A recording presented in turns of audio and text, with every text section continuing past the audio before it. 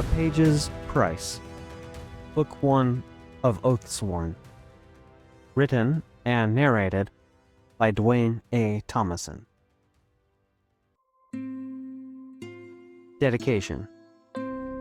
First, I'd like to dedicate this book in loving memory to my father. I will forever be grateful for your love, your discipline, and your grace. Second, to my loving wife, Amy. You stuck with me through thick and thin, on the best days and the worst days. You were the first to believe I could be an author, investing your time and money to see it through. Third, I'd like to thank David, my magnificent editor. Without your wisdom, this work would have been a lesser version of its current self. Chapter 1. Cutpurse. This time, I was sure Kamala would kill me. He held me by a fistful of my hair, high enough that I had to stand on my tiptoes and stare into his wild, bloodshot eyes. He pressed his switchblade to my throat. What brought him to the brink of threatening my life? I'd woken up late. While the other boys started the day, I'd chosen to sleep in a few more minutes, and on a rare day, Kamala, our master, deigned to check in on us. "Alaan," he'd shouted. "Wake up, you slack-handed little maggot." He ripped the pallet out from under me as I opened my eyes. I rolled onto the cold, dirty floor, then scrambled to my feet before he could unleash his regular follow-up, a swift kick to my ribs. We stood in the thieves' quarters in the Kaju house, the morning sun shining in my eyes through the thin slit of a window set high near the ceiling. It was a large room, but not large enough for the 20 of us who slept there, and the smell of so many unwashed bodies together hung in the air. The others stood around me, bundling up their moth-eaten pallets, blankets, and pillows. We were all boys between 9 and 15 years old, all in the same ragged and threadbare breeches, shirt, and, if we were lucky, shoes, and all with the same 6 weeks of dirt on our necks. The others worked hard to appear busy while watching my scuffle with Kamala. That's when he grabbed me by the hair and yanked me close. As he spoke, his breath reeked of bootlegged barley wine. "Next time I call you, you lazy grub, you'd better rise and get to work." He shook me. I did rise, I shot back, wincing at the pain of his grasp. If you weren't holding onto me, I would be... He shook me again, so hard my neck popped. "And you better not talk back to me, you worthless dog. Do you hear me?" I looked into his fierce eyes. Arguing with Kamala when he was in one of his moods was a bad idea. I worked to temper the anger out of my voice. "Yes, Master, I hear you. It won't happen again." "It better not." Something metallic clicked. The familiar sound forced a whimper out of me. He lifted his switchblade so I could see the steel glimmer in the light. My breathing quickened, and I started to tremble. My mouth turned dry. I licked my lips. Viper strike fast, Kamala whipped the blade under my chin. "Insolence is unforgivable, no matter how much money you bring in." He pressed the blade to my neck. He won't slit my throat, I thought. He won't. It felt true enough. My master wouldn't kill me here in the thieves' quarters, where he would have to take someone from their duties to clean up the mess. No, if he were going to kill me, he'd have one of his bashers do it out back in the alley. Bleed me like a stuck pig and then dump me in the river. He won't kill me. But the blade dug into my neck, and my master's hungry eyes stared down at me. Big, shameful tears filled my eyes and leaked down my cheeks. "Please, Master, I'm sorry, okay? I'm sorry. I won't talk back again, ever. Please." The blade dug in closer. I squeezed my eyes shut. The knife retreated. Kamala snapped the blade back into its ivory grip. "Get your muck together and get out there before I change my mind." He threw me to the ground and stalked away. I wiped my face, aware of all the eyes on me. Stuffing down my terror, I rolled my bedding up and stacked it with the others, avoiding the sneers of my fellow thieves. I was the best among them. More times than not, I brought in double what they did. Yet no one got treated like me. No one got kicked for waking up a few minutes later than the others. No one got threatened by knife point. I never gave Kamala anything approaching insolence, but still he singled me out. "Don't let him get to you, Elaan," Besad, one of the others, said. His face turned into a friendly smile, but I knew there was a punchline to his comfort. "Look on the bright side." "What bright side?" "If Master kills you, I'll be the highest earner in the gang." The others laughed. Besad was my age, 13, but nature had favored him with a few extra inches and a few extra pounds, so any ruckus I started with him was likely to get me twice thrashed, first by him and then by Kamala. I turned away from him, making for the door. After the rats, maybe. Besad grabbed my shoulder and yanked me around to face him again. "What did you say?" He lifted his fist. I flinched away, bracing for pain. "Hey!" Besad's fist stopped. I turned to see Ketiva leaning against the wall, his big arms crossed. At 15, Ketiva was the oldest. He was also the tallest and the strongest thief in the gang, and he radiated confidence and threat from his relaxed posture to the cold glower he offered Besad. "Let him go!" Besad's snarl turned into a pout. He released my shoulder. I stumbled to the floor with a puff of dust. Ketiva straightened. "Let's go on." I stood to my feet, keeping my eyes on Besad, but he wouldn't have dared more than to glower in front of Ketiva. I dusted myself off, turned to the door, and, with Ketiva beside me, walked out of the house to earn my keep. Less than an hour later, we walked the back alleys of the Middle City Bazaar.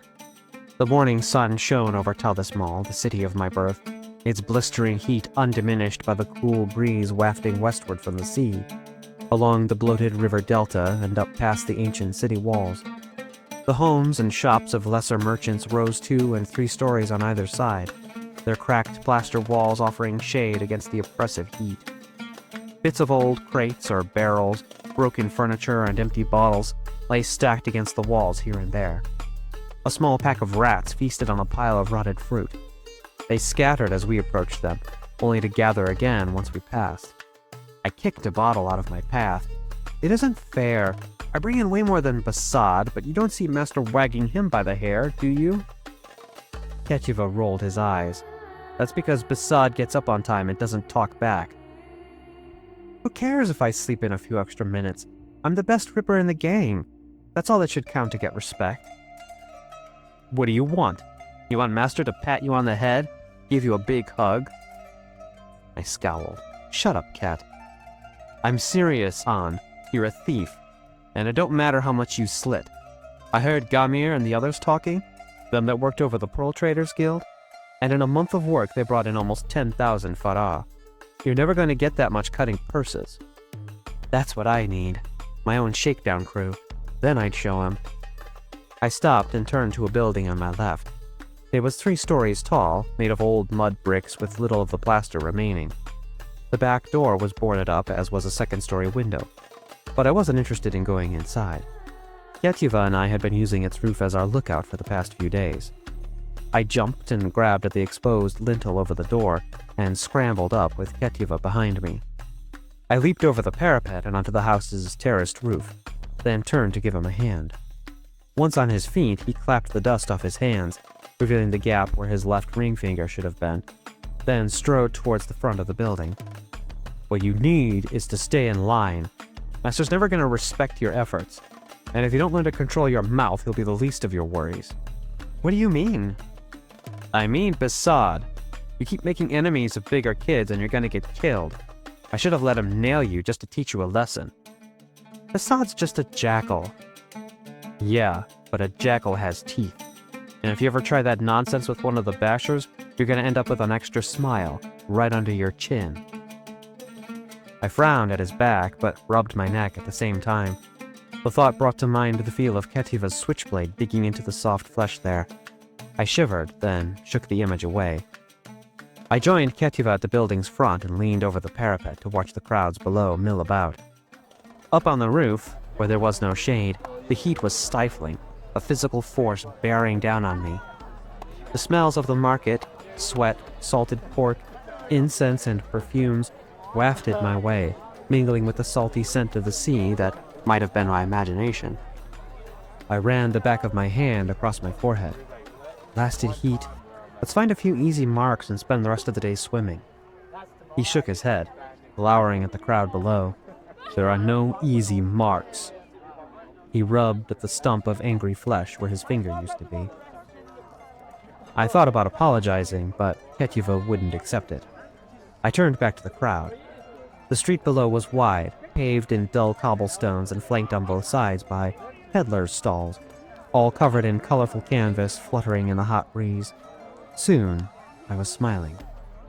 I was in my element now. Kamala was far away, his threats and his switchblade too. Here, I was a wolf, surveying the sheep. There were hounds down there among the prey, vicious ones too. The hooded guard were ever present, their swords sharp and their short arms loaded, but this wolf knew how to blend in with his prey. The merchants, nobles, and travelers provided a broad selection of peoples from across the Vale. Here, a fair, raven-haired Volgan traded with a tall, onyx-dark woman of the Encore. There, a bright-eyed Calistine drank with a copper-skinned man that might have been of Corsair blood, but for his clothing. I even saw a Riga, a gray giant lumbering among the foot traffic, as tall as a man on horseback, and a small conclave of child-faced Hiliki dwarves, sitting and sipping at their drinks under the pavilion of a small tea-house. I recognized appearances and attached them to names I'd heard, with no idea what those words represented. I didn't care who they were or where they were from. I processed their identities in terms of wealth versus danger. I could read the differences in their dispositions that separated the gullible or distracted from the wary. I could tell who had money and who didn't, and not just by their clothes or jewelry. This was why Kamala would never kill me. I was too good, or so I thought. I spied a middle-aged woman stepping out of a storefront to join the flow of bodies. She was dressed like a merchant, a local by her kaftan and robe. As she entered the street, she dropped a few silver coins into a purse on her belt. My smile turned hungry. I got one. Ketyva turned to me and I nodded. White robe. I backed away to leave, but Ketyva grabbed my shirt by the collar and halted me. No locals. But look at the purse on her, and those dull eyes. She won't know what hit her. On, look. I turned to see what he was worried about.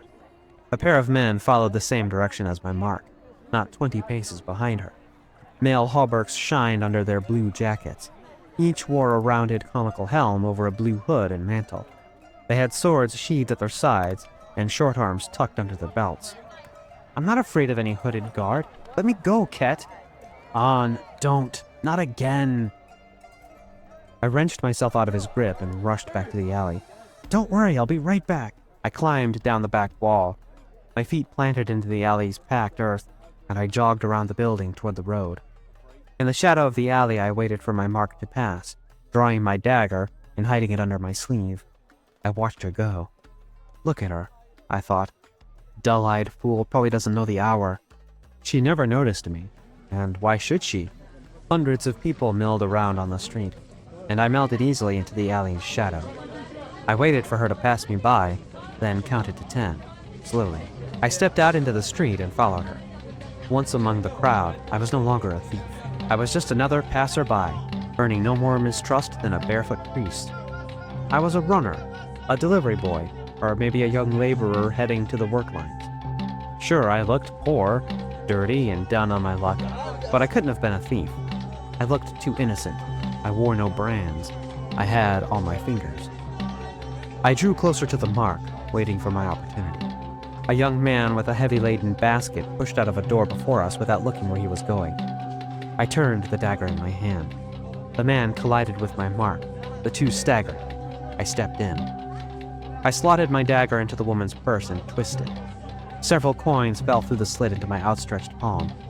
I pulled the knife out and pushed past the mark, and the man who'd made my day a little easier. Coins tinkled onto the ground, but my mark didn't seem to notice until I was several paces past her, then turning into another alley. I jogged back towards my lookout spot, and Ketyva helped me up. You blighted fool. he said as he hauled me onto the terrace. "If that woman had half a brain, she would have caught you." I sat down against the parapet and opened my hand. If she had half a brain, I wouldn't have marked her. I started counting my take. I couldn't read the print on the coins any more than I could recognize the bearded men featured on them, but I had long learned the value of a coin by its size, metal, and weight. Ketiva sat next to me. "Yes, you would. You're getting reckless on. Are you listening to me?" "Shut up, Ket, I'm counting." I had to start over, but when I was done, I looked at him with wide eyes and a wider grin. He frowned. "How much?" 12 farah and a few bits." "That can't be." "It is, look." I opened my hand in front of him. I would never have done so in front of any of the other thieves. Without touching the coins, he counted them out, adding up all the lesser copper coins to the value of farah. "You're lucky, An. Plain lucky." I grinned. "Come on, let's find a pond and go swimming." "I still have to find mine." I looked back down at my take, separated 3 farah, and held them out to Ketiva. "There you go. A good day's work, right?" His sour expression turned dark, and he pushed back to his feet. "I'm not some worthless beggar, An." I stood and joined him. "Come on, Ket. It's not like that." "But it's boiling out here. I just wanted to go swimming." He waved me off. "Go on, then." I huffed. "Ketiva, Master's gonna put you in a basher squad soon. Who cares about 3 farah? If it bothers you, promise to pay me back later." Ketiva heaved a big sigh. Opening his hand before him, he frowned down at the street through the unnatural gap between his fingers, his eyes turning the strong, confident man into a scared boy. After a long moment, he turned back to me. "All right, let's go." "Ateba!" With arms and legs curled into a ball, I dropped into the tepid water, splashing a dozen other kids. I wore only my breeches. Ketiva and I had hidden our other clothes and our haul under a nearby rock. But Corbett was in the peak of its flood season and had swollen to nearly twice its normal size. In the flatter plains west and east of the city, where barley and sorghum fields were now pearl farms, the river was closer to 4 times wider. But those ancient people who'd engineered the city had built it up to give nothing more to the floods than they had to. Ketiva and I had chosen one of the deeper runoff ponds near the massive wall that separated the lower and middle cities. Several others were there as well to swim or fetch water. Most were boys and girls younger than me, with the same variety of threadbare clothes and dirty skin. Nobody from the middle city would come here. Many of them had their own swimming pools, and nobody but locals came here. Even the poorest outsider wouldn't be caught dead this far from the patrolled roads here in the lower city. Far out in the deeper water, ships plied the river. A few were guided by sail or oar, but most were propelled by their side-mounted paddle wheels. These were long and low to the water, works of timber and pitch. Many had 2 or 3 tall masts, each of which seemed to exist only so that some sun-crazed fool could stand at its top and get the world's greatest view. I turned and saw Ketiva leaning against the rocky shelf that surrounded the pond. He stared at the river as he rubbed the stump of his lost finger. I swam to him and lifted myself to sit on a nearby rock. He dropped his hand into the water and looked away. I searched for something to say and found it. I worked up a chuckle. "One of these days, we'll find us a boat, row across the river, and score us a load of pearls." He turned me a doleful eye. "That's never going to happen, An. Pearl farmer sees someone messing with his stock, he shoots first and asks questions later. They won't catch us. It's a dream, a hopeless attempt to get Master's attention that might come at the cost of your blood." I sighed. "Well, you're a sack of chuckles. I'm just being reasonable. One of us has to." I looked out at the river. Another big paddle ship eased into view, creating a frothy wake behind it. This was a battleship, its hull painted red and flying the purple and gold flag of Talas. "Okay then, let's just leave." Ketiva practically snarled at me. "I'm serious." "Yeah, let's just take off on the road. We've got nothing but the clothes on our backs, no food, no money. We won't die in a matter of days." "Actually, I was thinking we take a ship." "A ship?" he said. "Do you have any idea how expensive that is? But it doesn't matter because, again, no money." "We have money. 12 fara. It's not much, but it's a start. Ketchiva rolled his eyes. Master must have wiggled something loose this morning. What are you talking about? This time he did snarl, gritting his teeth and glaring like a rabid dog. Do you not remember your first theft? My stomach twisted into knots, and the breath burned off my tongue. What do you mean? Tell me about your first job. I frowned and looked away. How am I supposed to remember that? I never knew a time when someone wasn't teaching me something about the job. Rippin', pickin', liftin'. I must have taken things from every basher and crewman in the gang and brought them to Master. Unless I got caught. I mean your real first job. Come on, Cat. Let's just out with it. I sighed and looked out at the river. My stomach growled. One day, Master said I would begin the real thing. He locked me in the closet for a day without food. The next morning he let me out, and while the bashers and crewmen ate a hot breakfast, he told me I wouldn't get a scrap until I paid for it. Ketchiva nodded. Go on. I scowled at him, but he only held his flat stare. I huffed.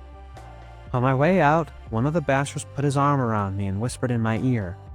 He said that whatever I could rip, I should hold some back for myself. He said, you never know when Master's gonna be in one of his moods and decides you haven't ripped enough. It seemed like good advice. So that's what you did, Ketchiva said. You lifted a fara off a busy peddler's counter or ripped some copper from a drunk's purse, and you held a little back for yourself. Hid it away, right? I nodded. If you know the story, why not just finish it, Ala'an? I came back and Master... Something in my chest ached. He praised me, said he was proud of me. Ketchiva nudged me and I looked away. My eyes stung. Then the basher showed up and asked me, right in front of everybody, how much I held back. I knew the rules. I said I didn't hold any back, but he didn't believe me, and neither did Master. I scrubbed an arm over my eyes and sniffed. He let the basher beat me until I confessed. It was the same with me, Ketchiva said. It's the same for all the thieves in the gang, and probably the other gangs too. We're not as free as you think, An. And if we start even thinking about holding back, it won't be a beating. It'll be our heads. You're paranoid, Ket. Before he could argue, I kept going. That was a sham. Master plants the friendly basher, then has someone follow you. After the beating, you're terrified to ever try it again, but they can't follow us all the time. Give it a rest, An. You'd never leave Talis Mall. You're still waiting for Master to tuck you in and give you a goodnight kiss. Shut up, Ket. I lifted myself out of the water and climbed the shelf. The afternoon sun seemed to bake the water off my back and hair. The one good thing about the heat was it hid the evidence of a long afternoon swim. I shook my head. Bah, fool, I thought. What does he know? Why do I even care what he thinks? I hadn't yet made up my mind as to who I was thinking about. Ketchiva, or my master. The thoughts came to a sharp halt as I saw three boys hovering around the rock we used to hide our belongings.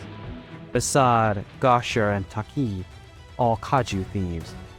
Basad lifted my purse and smiled.